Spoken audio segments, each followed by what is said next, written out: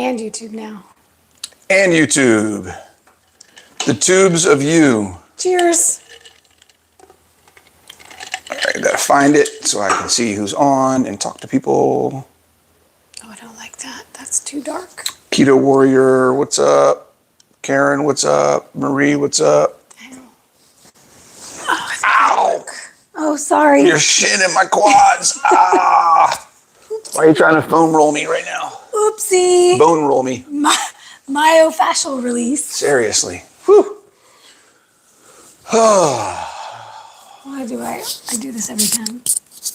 Well, You switch it over. I used to do it every change your time. hair, yeah. Because it's on your side, and then I feel separated from you by my You're right here. mountains of hair. You're right here.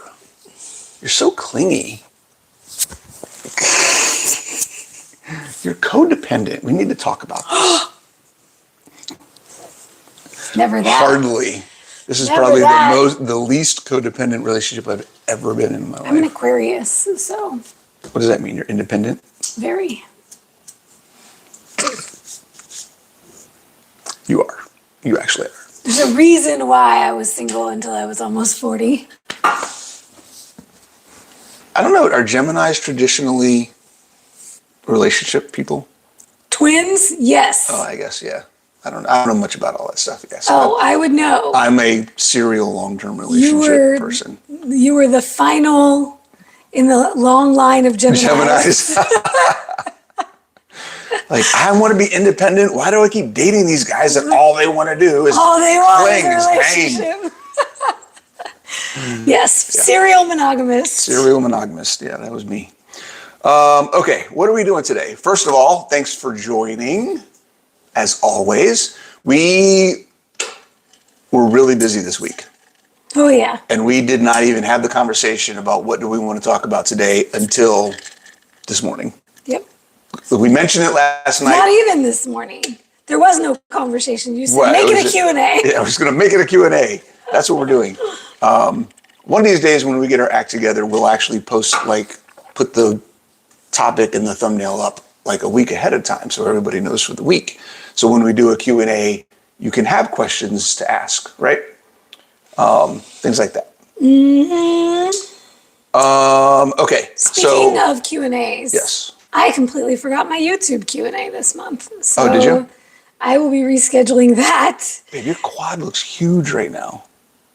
Pop it. You can I think see your it on quads Instagram. are bigger than mine. Didn't we measure once? They're like I don't remember. 22 inches, I think. I don't know. I can't remember. They just look big right now. So we're going to do a Q&A. That means you guys have to be engaged and ask questions because we don't know what we're talking about. We don't have any topics really on the top of our heads that like, oh, this is the hot We thing had a have to few talk written about. down and I forgot to look at them before I started the live. So now I can't look at them. But there's one I remember that we wrote down. Okay, so we might have something to talk about for you. But before we do that, don't forget, when you ask your questions, stay on as long as possible because at the end of the video, we're going to see if maybe you can win a thing of keto brains. Yes. The challenge is, I here's forgot the to put challenge. that in my coffee when I put the ice Here's in the there. challenge. I wanted to We put need it- more viewers because if we only have, and we appreciate you guys, we love you guys, but we can't give the same people bags of keto brains every week. So if we want more people to try out keto brains and to spread that around a little bit, we need more viewers. So please let more people know about us, about the channel, about what we do here. And let's get some more people in here so we can Sharing is caring. sharing is caring. And I'm sure that our regulars would love to win a second bag. I'm sure they would. Sure they would. They're like, hey, man, that's not cool. I'm here every week, participating. Well, we might be doing some Sometimes other we stuff. have done some. We might be doing some other stuff actually because we just realized today we're only 2 episodes away from 100 episodes, which would be the most consecutive, the longest thing that we've ever done together. Yeah, the podcast didn't last. It beat out the podcast. It beat out the podcast. We were doing this before a while ago. It beat that out. Like everything that we've done. Yep. It beat all that out. So 100 episodes of Keto Rehab. So It's we've crazy. got to do something special. What do y'all want for the 100th episode? What should we Right? do? Yeah. What do we do? What do we do? A recap? Like, how about we do I don't know, some kind of memory lane thing over the last 100 episodes. Maybe We'll pick have to some of the look top back hooks at the first episode. that we've talked how about. long ago that was. Right. Yeah, cool. We could do Maybe that. a look back. Our favorite topics There we go. or biggest takeaways, something like that. What were our most watched videos Ooh, of the last let's 100? look at that. Yes. Okay. Okay. Something like that. Cool.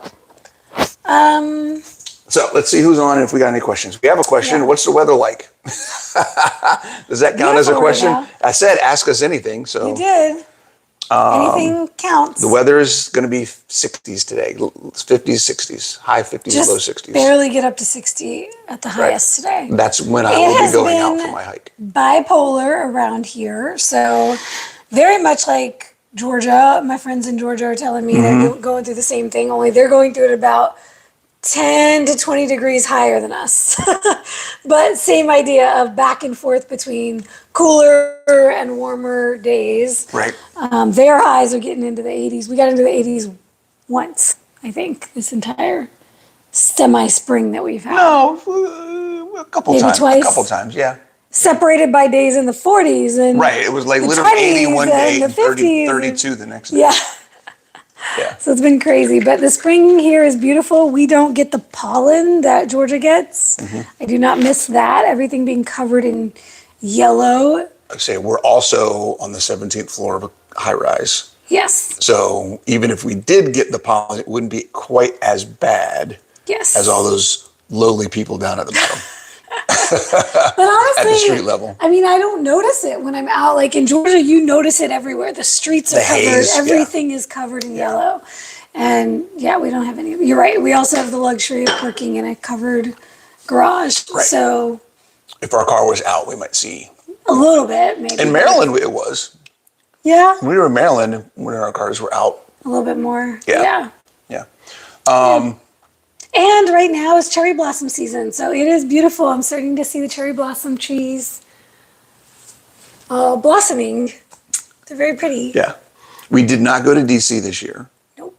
I feel like we did it once. Did we do it once or twice? We did it once. No need to do it again. One and done. Woo! I knew that was going to be a violent sneeze. You know how you could just feel that coming You're hanging on? around me too much. I throw my back out when I sneeze. Like I get a cramp. Like right back here. He gets It's like, those dad sneezes. What is with and the then, like, dad oh, my back. sneeze? It's a total dad it sneeze. is totally. It's something. It's like as I've gotten older, my sneezes have gotten More harder, violent. more violent. I don't understand that at all. Oh, that's funny. Karen has a good question. What's the number one thing you say to people to persuade or encourage them to jump into a positive life journey? I gave up persuading a million years ago. Yep. I have no interest in persuading anybody to do anything because it's unlikely to work. Yep. And it's just going to cause a lot of stress. But Persuading, the fact that you use that term, influencing, manipulating, all whatever words you want to use are never successful. even motivating, it's not persuading, it's not motivating, it's not any of those things. It's inspiring. The best thing you can do is just be the example. Keep your mouth shut and live the lifestyle. Show, don't tell. That's what I always go back to, because the more you talk, the less they listen. We've had this conversation as it relates to social media and some of the things you've been talking about trying to shift away which from. I don't want to do. It's so. This guy is an educator. This guy's a coach. He likes to challenge people. He likes to educate people. But human nature does not want to be taught, does not want to be explained to, does not want to be challenged. And this is why you see people's channels, people commiserating with those who are constantly falling off their journey and back on their journey, because people relate to that. They want to relate, they want to be entertained, but people do not want to be challenged and educated or pushed to do something And different. I wonder, there's very few people who have, I got to choose my words very carefully here.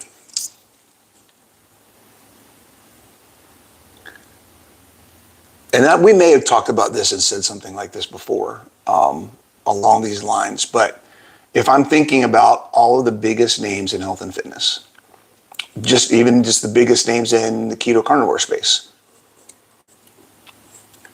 the one thing that they do very well is present relatable information that is comfortable for people to consume. With that being said, Yeah, that's true. Yeah. their audiences, the people that we see on a consistent basis doing things, participating in events, watching their videos, Their biggest joining their fans. groups, all of that stuff, have not progressed in 5 years. Mm-hmm. If the message is comfortable, so will the journey be comfortable. And if your journey is comfortable, then it's changing. not going anywhere. And that I have a hard time trying to be an entertainer or an influencer, because I know that doesn't work long term.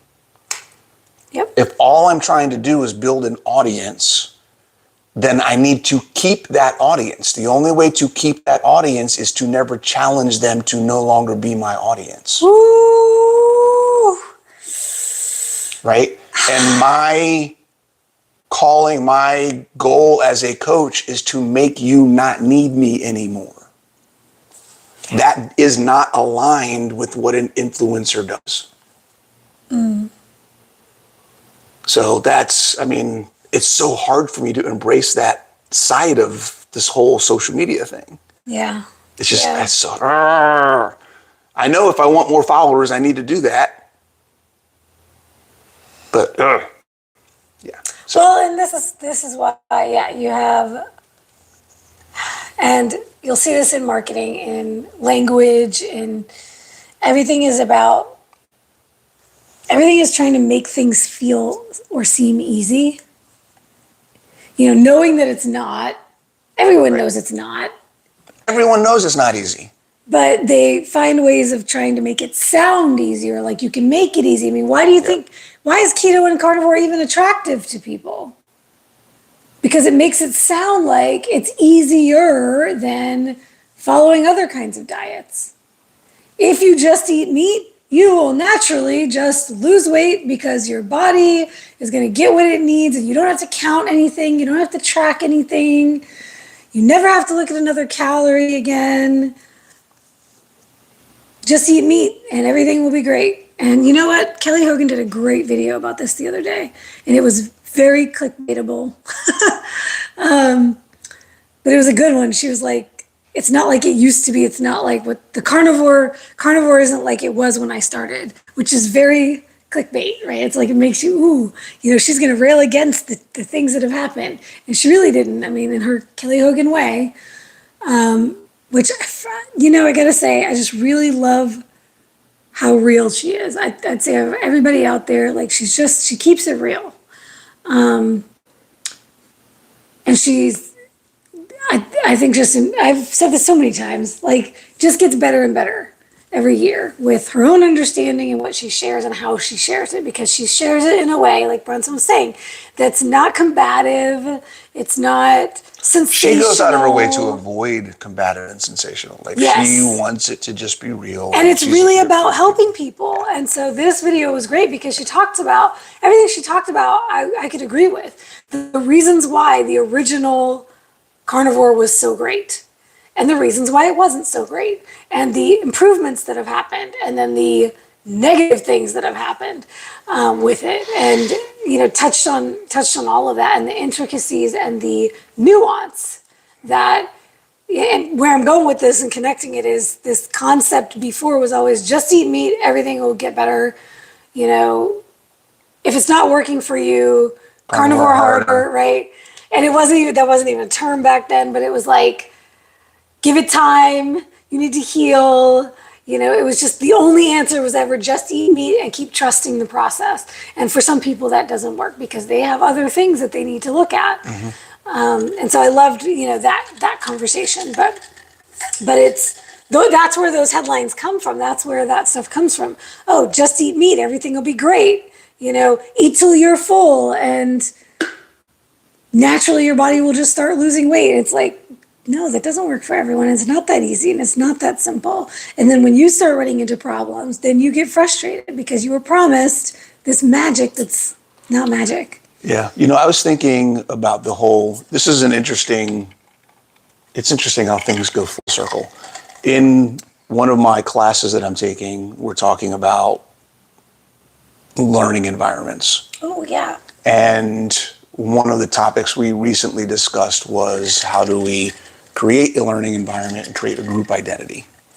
And I was talking about that, and I was relaying my experience in the military about, you know, the military is really good at creating group identity. You take people from all over the country and you bring them into this one environment, and literally you break them down to nothing and then rebuild them together. But you rebuild them together, building that individual confidence and capability as a group. So by the time you leave basic training, there's a whole completely different mindset around what teamwork is and how we're doing this together and one mission, and everyone's got the same mission, vision, expectation. Like, it's just such a crazy process from the kid off the street who may have never seen a black guy, or the black guy who's never seen an Asian guy, or, you know, the guy whose parents were filthy rich versus the guy from the Blue Hills of Kentucky who barely had, you know, money to scrape together for food. You get all these different backgrounds together, and then they come out of it and they're just ready to go. Yeah. And common goal, from a audience perspective, that's what I'd like to be able to figure out, because here's the thing. Nobody goes into the Army looking for easy. Yeah. There's something about the draw. I'm so glad you said that, because I was going to go there. Yeah. Going into it, you know it's going to be hard, but you don't care. Yep. Right? And that's you guys. Well, that's you guys listening to us, and we want to build a bigger army of people who are willing and ready and want to accept the challenge. Yeah. You know what it is? It's going to be challenging. This is what I was we don't want people that just want comfort. I was going to say, there are gurus out there. There are influencers out there. There are authorities out there that people gravitate to because they are in your face, challenging, right? That's the Andy Frisellas of the world, the Jocko Willink, what's his name? Goggins. Right? People gravitate. He just re-enlisted? No. Goggins? He went back in. I don't know why. I just saw something recently. Interesting. Yeah.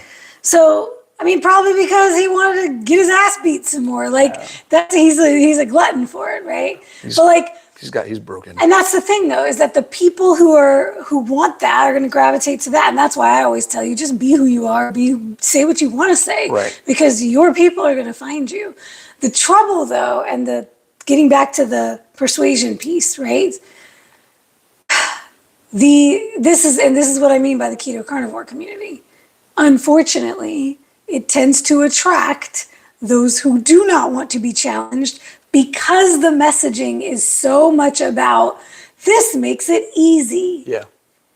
And so this community is just full of people who are looking for the easy answer. And that's the thing. Like, literally, and I hate to use these words, but literally what the keto carnivore community has become in a broad sense across, I would say most of it, is you can have your cake and eat it too.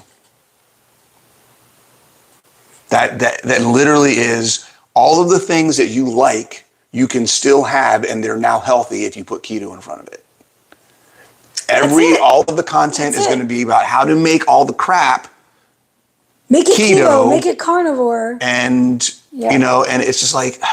So you don't have to do a single thing to change your lifestyle. Yeah. The other soundbite we both hate, you don't ever have to exercise again for the rest of your life. If you just go keto, if you just go carnivore, if you just cut out the carbs, that's the magic. And then you can sit on your ass and live the exact same lifestyle and stuff your face with butter, and now you're just gonna drop all the weight, no problem. Can I say something that's going to be really?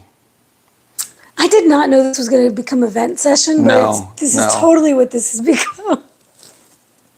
But I'm getting fired up. I'm feeling right now that keto has become or was what GLP-1s are now. It was the easy weight loss method. Yes. It was the how do I lose weight quickly. Yep. It's just all I got to do is cut out carbs and I'll lose weight. Okay, great. That's what I'll do. Oh, all I got to do is change my ice cream from this to that. Yep. And I can lose weight. Oh, all I have to do is change from, this to that, or make the same cheesecake, but make it without graham crackers and sugar and use allulose instead. And, there's no challenge. There's no mindset shift. There's no acknowledgement of what actual health actually is. It was just how do I lose weight fast? Yep. And there's still a lot of that. A lot of that. Yep. So, but anywho, bringing it back though. All I was saying, you cannot convince a person. You cannot persuade a person, especially with your words. Right. Ultimately, and I've experienced this with clients, no matter what their lifestyle was before, no matter what diet, if they are not ready, if they are not at that place of decision, there's nothing I can even do as a coach with my words that is going to get them to act when they are not at that point of decision where they're like, I want to make a change. How many times have you had the client where you were like, I just need to ask them why they hired me? Yep. Right? Because so often as a coach, you get people who just consistently don't do what they need to do. They acknowledge it. They can tell you, I know I'm all of the right things in their check-ins or their conversations, or they'll even say, I don't know if I really want this. And then you have to be like, well, you're not acting like you want it. So what are we doing here? And I've had this conversation numerous times with people like, why did you hire me? What were you expecting that I was going to do, that working with me was going to do for you to help you get to where you want to go? The unfortunate thing is that for those people, it's usually paying the money to sign up for something makes me feel like I'm doing something. I wanted you to be, I needed something to make me accountable. That's the most common. And you're not showing up and you're not being accountable. Right. Despite the fact that you have paid me to check in with me regularly, and then you're not checking in, or you're not sharing the full truth. Or you're not telling us everything. There's so many different ways to not show up. Yeah. Let's talk about that real quick. Ooh, okay. What does showing up mean if you have a coach? Okay. Even if you don't have a coach, what does showing up for yourself mean in your journey? Right? I would say the first thing is, are you being honest with yourself? You literally used all of the words exactly the way I was about to say them. I told you, babe, we're aligned. Because if you're not honest with yourself, and what I mean by honest with yourself is, what do you really want? What do you really expect it's going to take? How long do you really want it to take? And what are you really able to, or ready or willing to do? And the hardest one, what have you actually been doing? Yeah. This is the part everyone wants to skip. I could put money that 100%, 10 out of 10 of every client I've ever had gets started with me and wants to skip the first step of show me what you're eating now without changing anything. Right.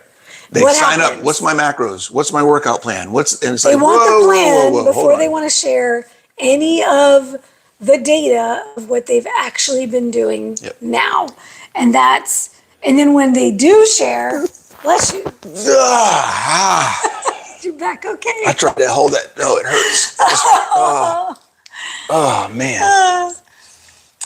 But when they do share, what do, babe? They change what they're doing.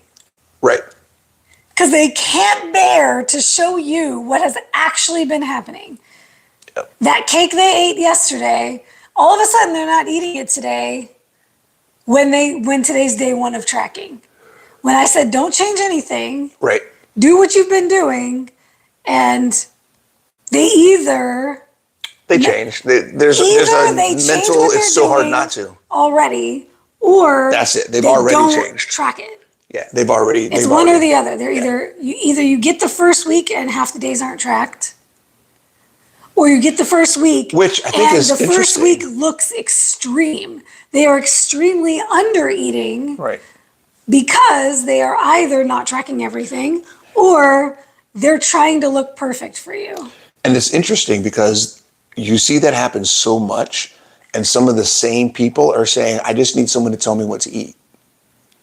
It's like, well, you changed what you were eating to cut out all the bad stuff at the beginning without me telling you nothing. So you already know what you shouldn't be eating.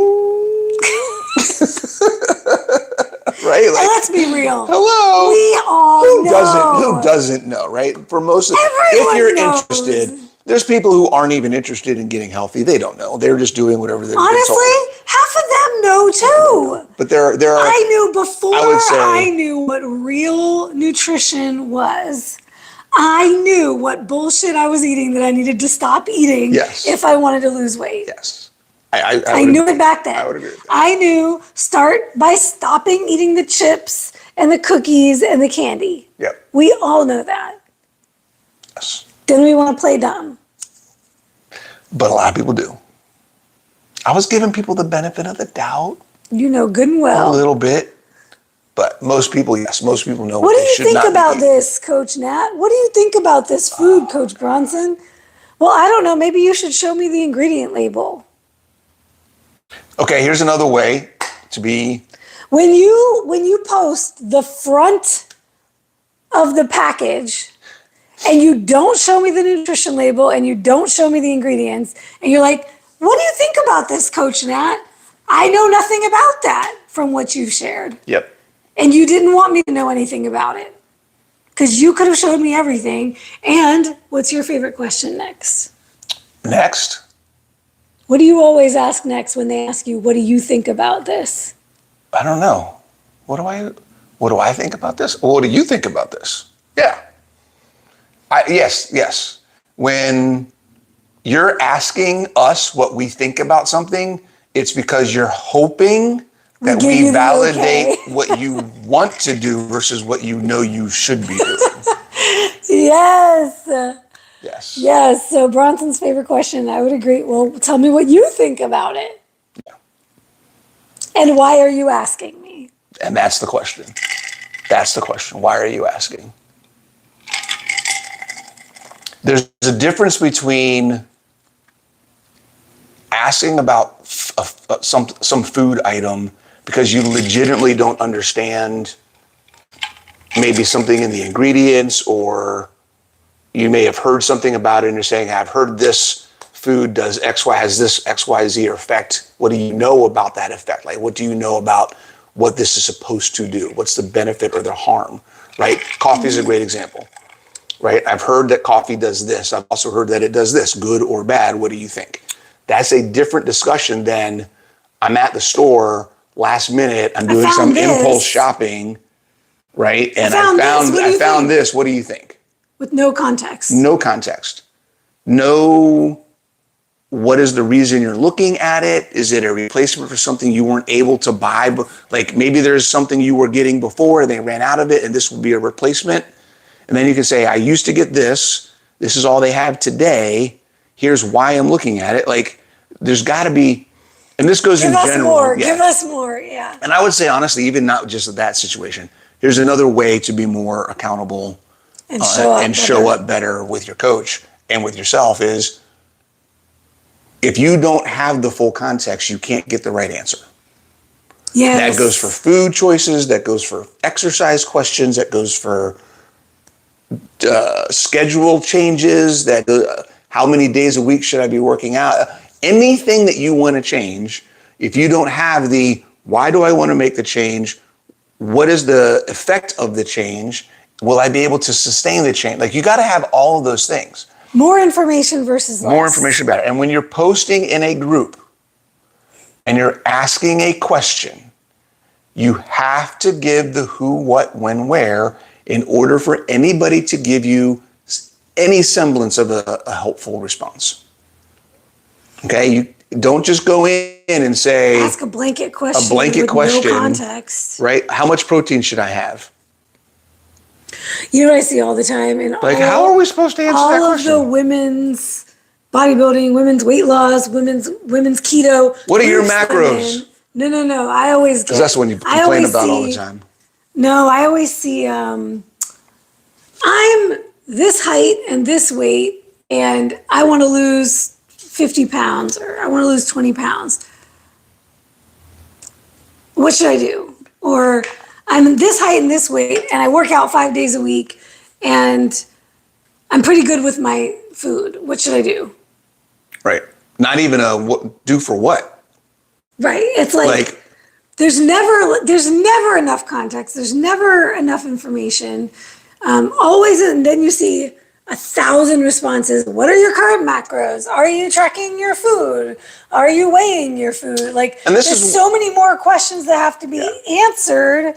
Whereas if you think about it in the beginning and you actually give that context, you could get an answer right away without a million people having to ask you a million more questions. Because everybody's assuming based on their context. And this is where a lot of people get confused. And we can't tell you anything based on just your height and weight and gender. Yeah.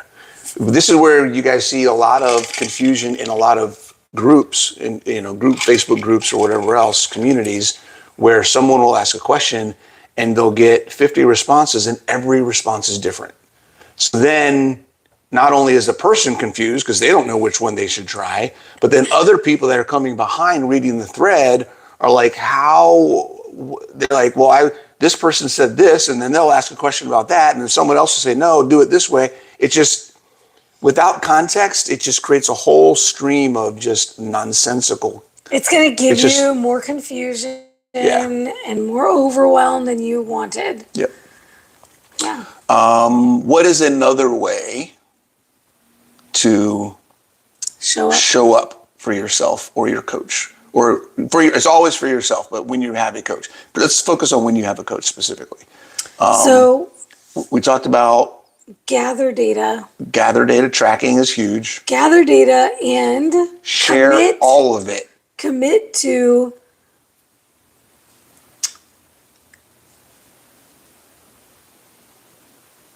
I'm going to say working on or learning, because this is not an easy thing to just switch your brain to, but commit to learning how to look at data objectively.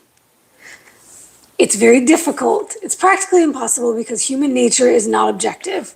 Human nature puts a perspective on everything based on our experience and these beliefs that we have. So you're going to be subjective, but what we see a lot is intense emotion around the data. Everything.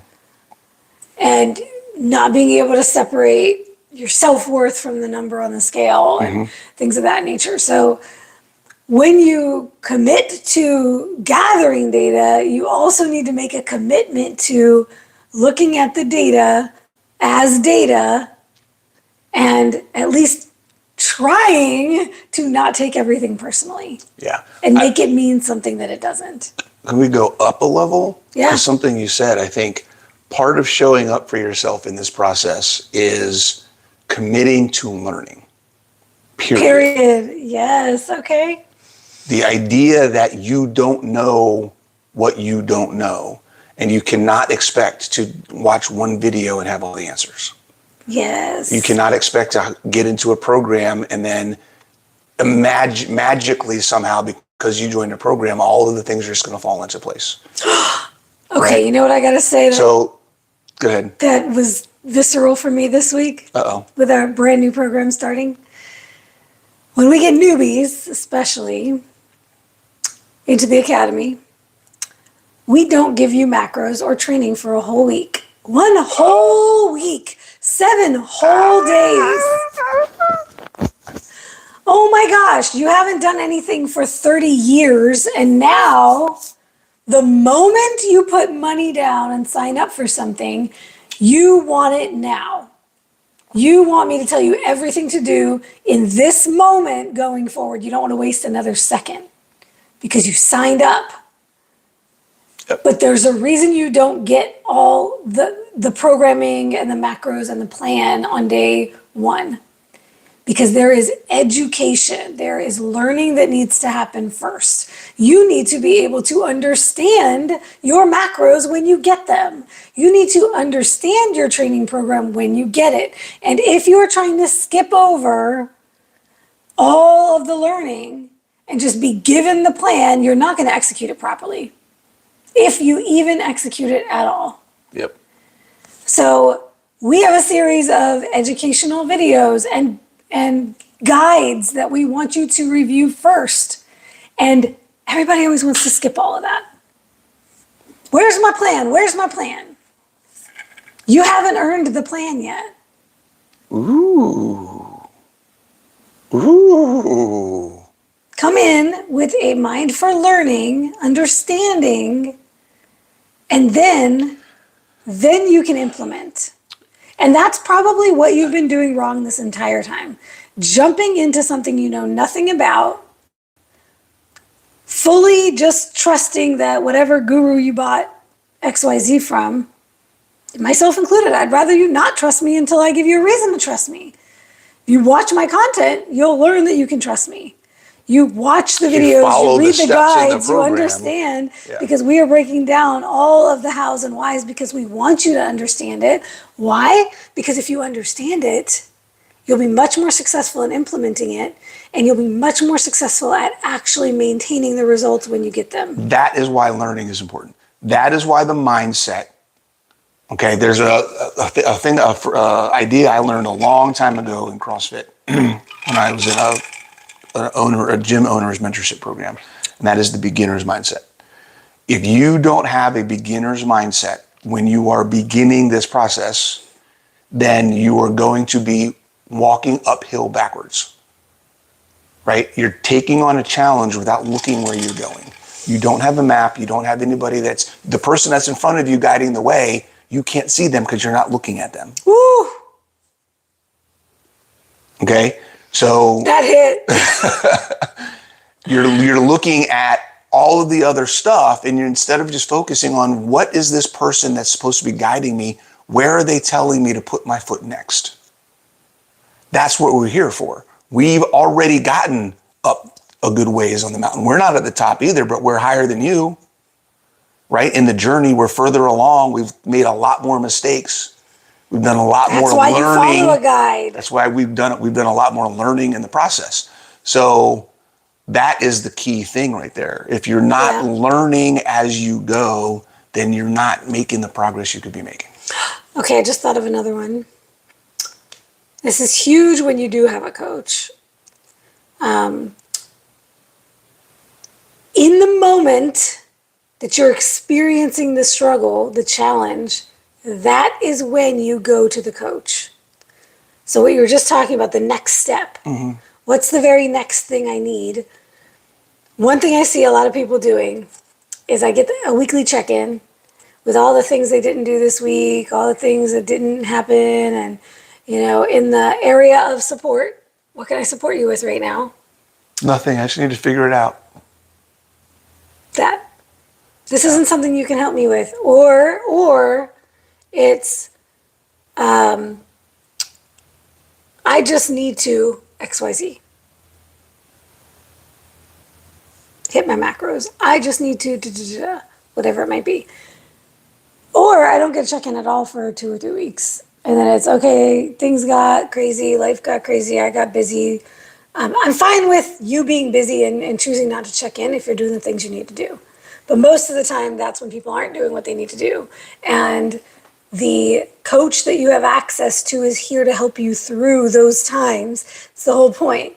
If all you ever do is come back and fall on your sword after you messed up, and then you're ready to get back on track, and you crush it for a week, and then you let it all go to crap on the weekend, and you skip a check-in because you're feeling down on yourself, and then you let a whole other week go by of you not doing the things, and then you come back and you fall on your sword again, and you're motivated and ready to start again. That is the pattern of most people out there. You're never going to get ahead of it if you're always behind it. You're always reactive instead of proactive. So one of the things we ask every week in our check-ins is, what is coming up that could get in your way? And how are you going to address that this week? Yep. And if the answer is, I don't know, that's what the coach is for. That's what you have us to ask. Hey, I have this coming up. I don't know. I don't have a plan. Help me make a plan. We would rather that than you just coming and telling us how it all went to shit again. Week after week after week. After week after week. Year after year. Yeah. Yeah. I've said it so many times, I'll say it again. We're not here to we're not just grading your paper. We're not here to give you a gold star or a red X or fail your paper or give you an A+. That's not what we're here for. We're not here with a scorecard, you know. And this is something that I'm learning or have been learning, right? At the doctorate level, when you're writing a dissertation or you're doing like I'm going to be working on my doctoral portfolio, and they are very adamant and continually reinforce the idea that the committee that I'm going to have. So the way that doctoral programs work, for whatever your final project you're working on, whether it's a dissertation, portfolio, whatever, study paper, whatever you're doing, you have a committee. And that committee's job is to guide you through the process of producing this final product, right? They're not there to just watch me make this and then I give it to them and they say you fail. Yeah. That's not how this works. It's a relationship. It's a relationship of me saying, here's the idea that I'd like to work on. Does this idea make sense? And they can say it does or it doesn't. Think about it this way. Think about it this way. Maybe make some tweaks here. And then I take that back. And then I take the next step. Okay, if this is what I'm going to work, this is the focus of what I want to do. Here's how I want to approach it. And then I can go back to them. And it's a back and forth every step of the process where they can provide input to help make sure that I'm staying on track and I'm staying in focus and authentic to the original intent. So there's no surprises at the end. There's no surprises at the end. So if I present my final project at the end and they say, sorry, you fail, they will have known I was going to fail before I even showed up. And that's what that process is for, so they can intervene. Right. And they will tell me, you're not ready. You're not ready to present this yet. And it will be up to me to decide if I want to or not. And you know at that point, the writing is on the wall. If I present this, it's going to fail. Right. So maybe I should think twice. And that's they are coaching me through that process. So that is such a beautiful that's how it works. To explain it. Yeah. Yep. You know, we can tell you based on our interactions or lack thereof whether you're going to be successful long term in what you're doing. Yeah. And Karen shared about how hard it is to watch people self-sabotage and and not say something, right? And that's the challenge with coaching is we can see from the 10,000 foot view what you don't see. And we also see your readiness to receive it. And if there's a disconnect there, then we have to decide what are we going to address and how are we going to address it at each point in that journey. And so there may be things we could tell you right now that you need to know, but wouldn't be helpful. Because you will not receive it right now. You're not in a place where you can receive it. And we both have different... And that is so difficult. It's so hard. And we both don't approach that the other same day. way. Our styles are very different. Our styles are very different. But he has said many times, I couldn't have the clients you have. I couldn't work with them. no, I couldn't handle them the way you handle them. But you have said before, I would have had to say, I can't coach you. Oh, there are some people on that the first call. Yeah, there's some people that I have come taken on and I'm that like, he would not take nope, on. I would not do that. I would not be the right person to help them. It's not a fit. And this, okay, fam, let me share something with you. If you've ever done a discovery call with a coach, if you've ever felt like, oh, I'm getting on a sales call, it's not just a sales call. Because every coach is not trying to sell every person they get on a call into their program, into their packages. Many of them are, but not all of them. Some of them, yes. Yeah, of course. Of course you're going to have some of that. The good ones aren't. Yeah. And a lot of the time, those other ones, they have setters and closers that take those calls for them. Right. So most of the time, you're not speaking to the coach. I can't tell you how many times people are like, oh my God, I feel like I'm talking to a celebrity. I watch you online all the time. And I'm like, yeah, it's me. I'm just a real person on the other end of the call.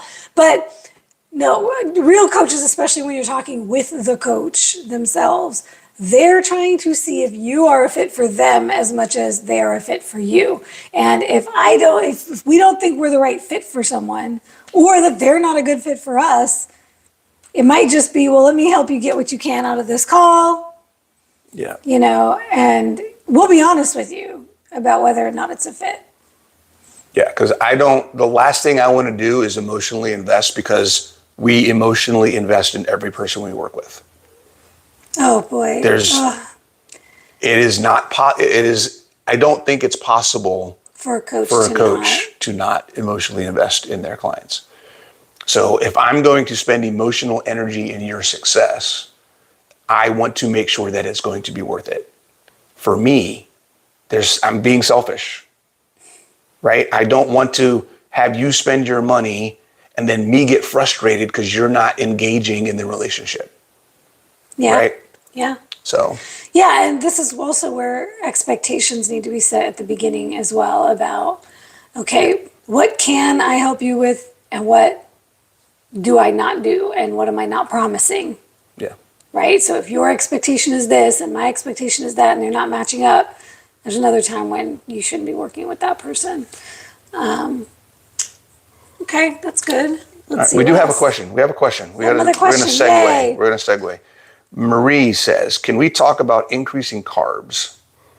I'm 58 and doing keto carnivore strength training 5 days a week. My 33-year-old daughter is also strength training, looks amazing, but eats way more carbs. She eats whole single ingredient foods and keeps telling me I should consider more carbs. Okay. Have you tried it? There's a good question. The only person that can tell you what you should do is you, based on the results of what you are doing. Right? So if you are here's another question. Are you having problems with what you're doing now? Are you having issues with gaining muscle, with exercise, with recovery, with sleep? Like if you're not having any issues, this is not just for you, Marie, this is for everybody.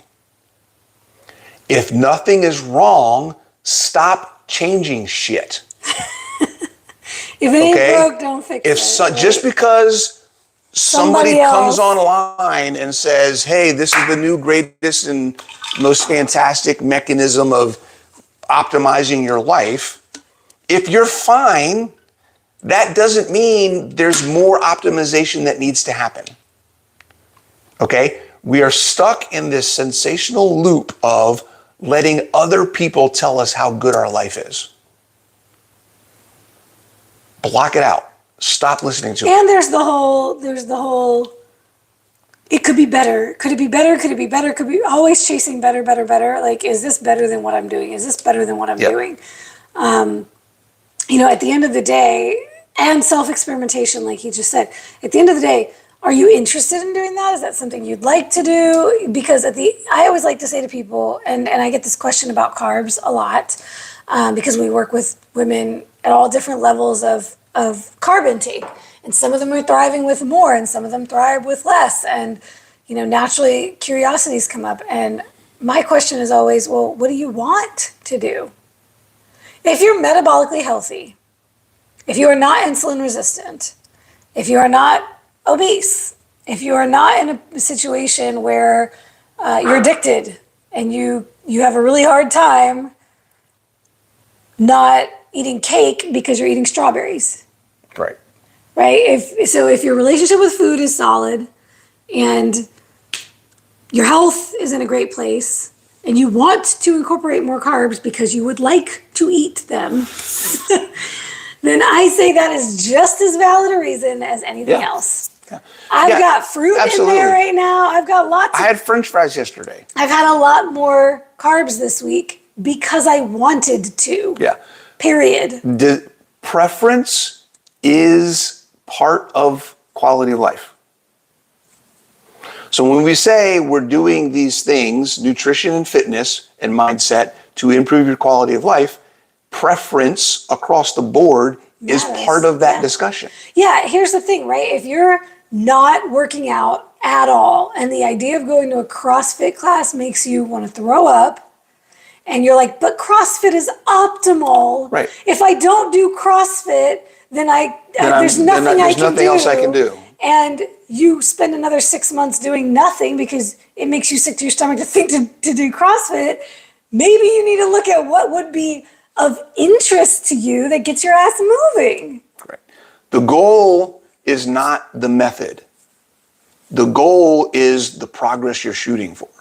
However you can move closer to that progress is what you should be looking at. So if increasing carbs helps you stay on track with your meals better because your food is more enjoyable and you don't feel like it's as bland or you have more variety, whatever other reasons people say, then maybe adding some carbs to your diet can help because it will help you sustain a better nutrition routine long term. The only diet that works long term is the one you can stick to. Exactly. So is it going to have an impact on your performance? Probably not.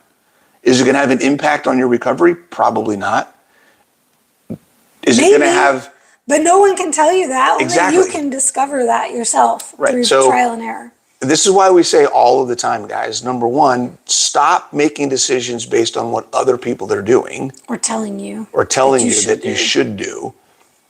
And only make decisions based on where you want to go and if that thing is going to help you or not. That's it. Did she give us more context? I think she made another comment. She just talked about I read both of them. There was a new one. Did you see the new one? From Marie? Yeah. There's a brand new one that popped up while we were chatting. Too many people want the easy way out. Society has encouraged quick, easy results. No, this one. I'm not seeing fat loss or body changes. I feel great, sleep great, but no fat loss or body changes. Well, I can tell you that adding carbs is probably not going to help that part. Adding anything is not going to help that part, probably, unless you're under eating protein. Then I would say add protein, which will by default likely result in you eating less fat or carbs. And if you're not, ultimately, sorry to say it, y'all, I'm so sorry. I'm so sorry. If you're not losing body fat, the answer is either cutting out fat, cutting more fat from your diet, or cutting carbs, or cutting both, or moving your body more. Yeah. And here's an example. There's a couple of things with this. Number one, I want to pro tip. This is a hack. I don't often give hacks. I'm gonna give you all a hack. No, you don't a lot of the time. I'm gonna give you a hack right now. Okay. If you want to lose body fat without reducing any food, increase your protein. If you're concerned about restriction and cutting food and I need to eat, I can't cut how much I have to eat what I'm eating, just eat more protein. Yep. Right? Add protein and see what happens. Okay? Effectively, and this is part of the thing that goes against the whole Kaiko calories in, calories out, this thing is you can eat more and still lose body fat. If it's protein. Right? We were just talking yesterday. I was looking at some stuff. I was like, the amount of protein that you need for performance, and above that, it's the only impact, right? So it's 0.8 is about the max, 0.8 kilograms or 0.8 grams per pound of body mass, body weight is the recommended optimal range of protein, right? Which I think is way too low. I agree. Because if you even look at That's why I always round up to 1. athlete recommendations, they say up to 1.7, 1.9 in some cases. But and they did that study you shared. Didn't you share that with me? It was like the people who did 1.2 actually gained lean mass. right. Well, that's the thing. So you can go higher, and the higher you go, it's like if we have, can you guys see me? If we have performance here and body composition here, right? Body fat, let's say. If we go up to 0.8, 0.9, 0.1, that 0.8, you're improving your performance and your body composition at the same time. Around, let's say, between 0.8 and 0.1. 0.8 and 1. And 1, performance stops. Improving. Optimal performance is around there. You But the more you add protein, the more the body composition keeps going. So the gains in body composition with higher protein outweigh the performance gain. So if now you what they want to showed do is that at the 0.8, you didn't lose lean mass in a deficit, but at the 1.2, you gained lean mass in a deficit, which is going to shift your body composition, meaning more muscle, less body fat. Yay! And that's what we want. So that's a hack. If you want to lose weight without dropping your food intake, eat more protein. Eat more protein without increasing more fat. Right. That is the trick for people. Because what is the number one problem people assuming ask? You're getting enough fat now. Right. Eat more protein, make it lean protein on top of what you're getting with whatever else. Yes. Yep. And that's always the thing, that when people come in and I set their macros, the first challenge they have is, I'm not hitting my protein without going over my fat or my carbs. Right. What do I need to do to hit my protein? Stop cooking your meat in butter. Cut out the heavy cream. Switch to leaner cuts.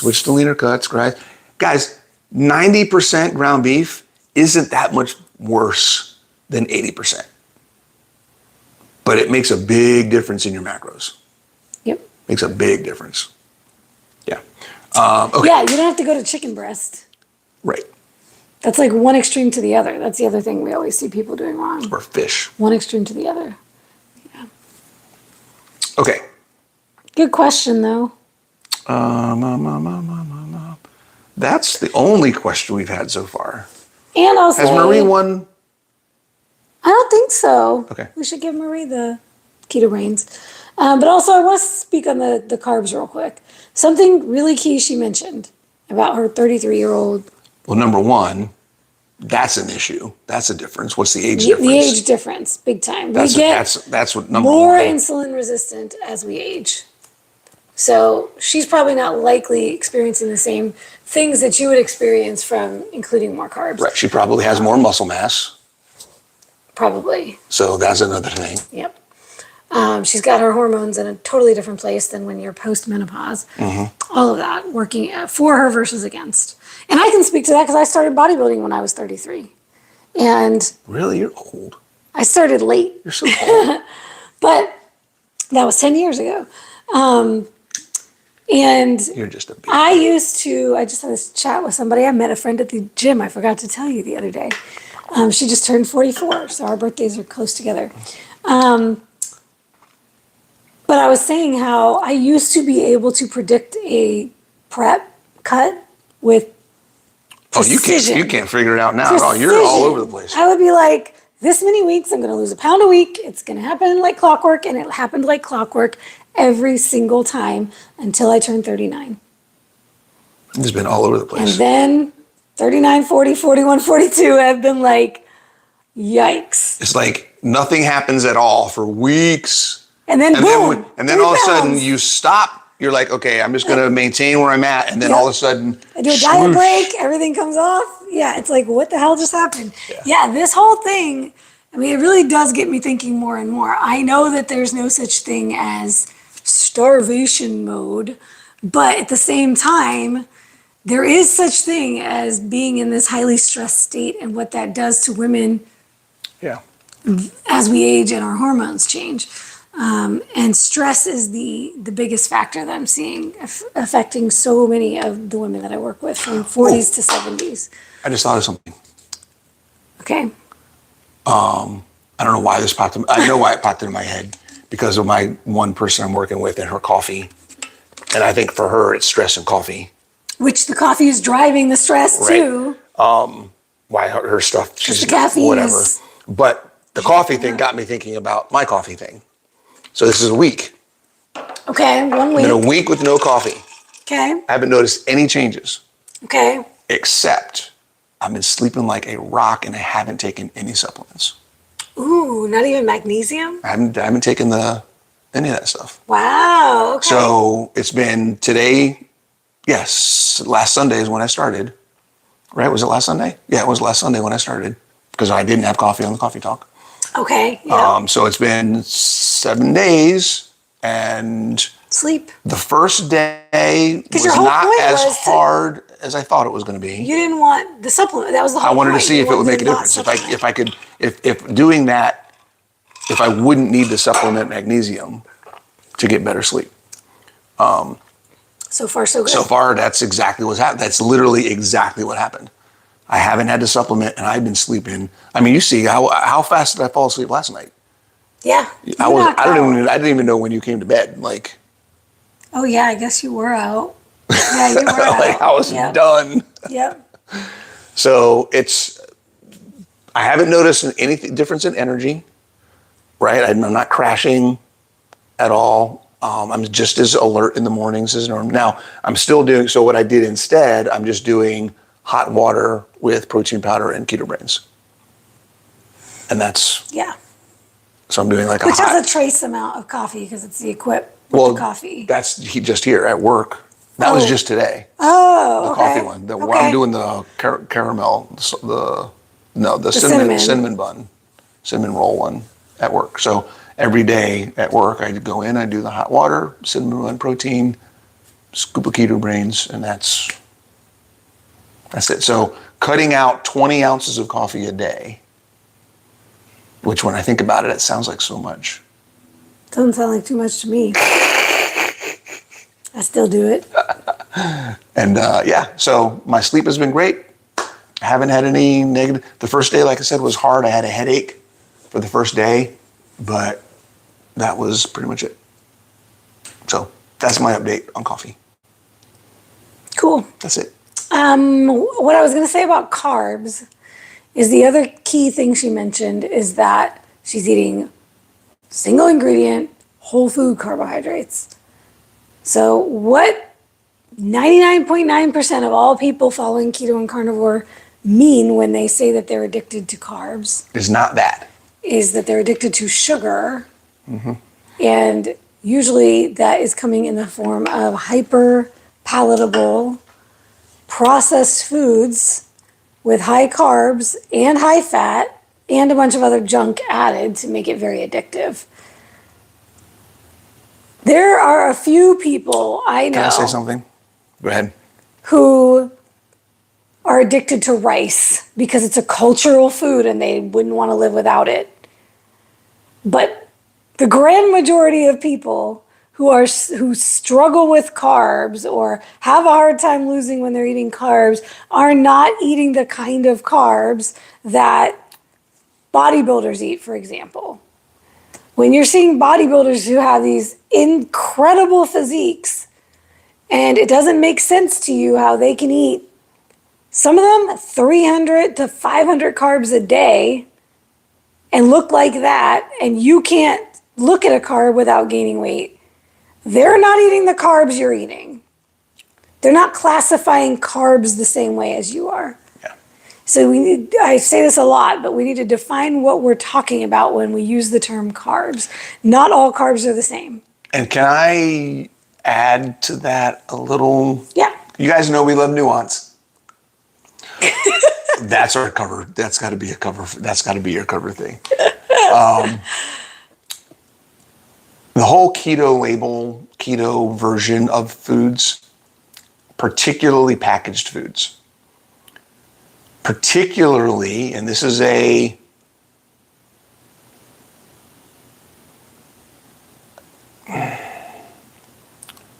I'm going to say this is a bit of a red herring, no, not a red herring, a fallacy that I think many people have fallen into. I'm going to make a blanket statement. I don't often make blanket statements. There's a lot of not oftens happening here today. There is no sweetener in the world that has zero effect on your body. And brain. I don't care if it spikes your insulin. I don't care if it spikes your blood sugar. I don't care. I don't care if you have any kind of other blood marker response to a sweetener. That's not what determines. That's not what determines whether something is healthy. Whether you should use it or not. If we need to stop, and we see this in nutrition, where we look at nutrition as just an energy thing, and we forget about the whole metabolic spectrum of all the things that our body does that have nothing to do with energy, right? And then we get into the trap of looking at the food that we eat purely based off of a blood marker response, or a ketone strip, or a glucose measure. How does this impact my or whatever? glucose, How does this impact, ketones? like, whatever? Yep. Your body is more than that.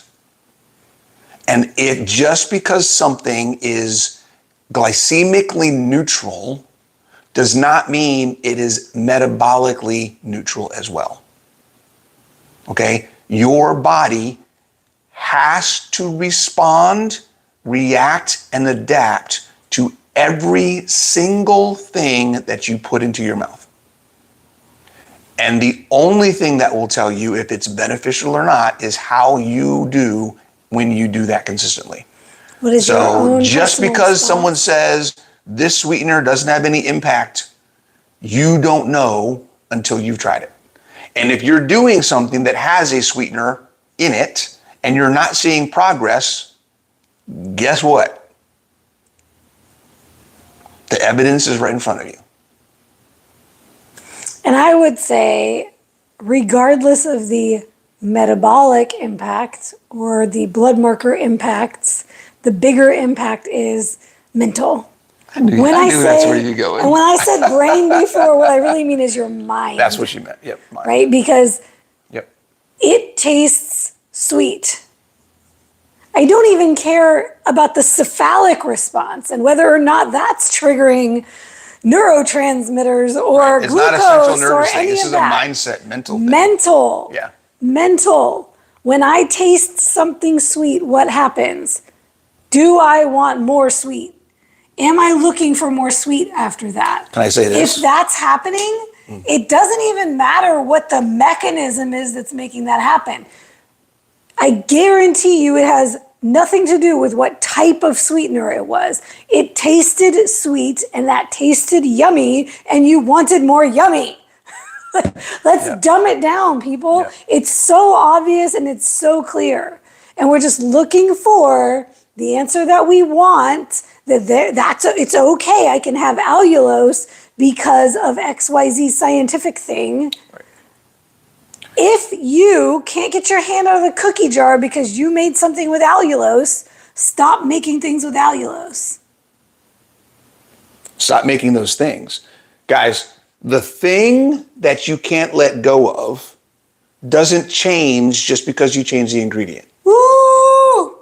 A brownie is a brownie is a brownie. Right? We use the ex-boyfriend or ex-girlfriend analogy all of the time. Just because you put a different shirt on your ex-boyfriend doesn't mean he's not your ex-boyfriend. Right? Oh my gosh, that's Just good. because she's wearing a different dress doesn't mean she's still not your ex. Right? So you can dress it up different. you can dress it up different, but it's still what it is. It's still a cheesecake. Yeah. I think we'll end on that one. Damn, that was good. All right. Marie, if we don't have your information, do we already have her information? I should have it, yes. Okay, we are going to have you get sent a bag of keto brains. Thanks for your question.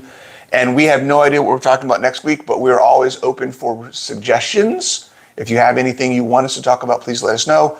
Please make sure you share this information out, this video, our channel, Instagram, YouTube. We love you guys. See you next week. Bye.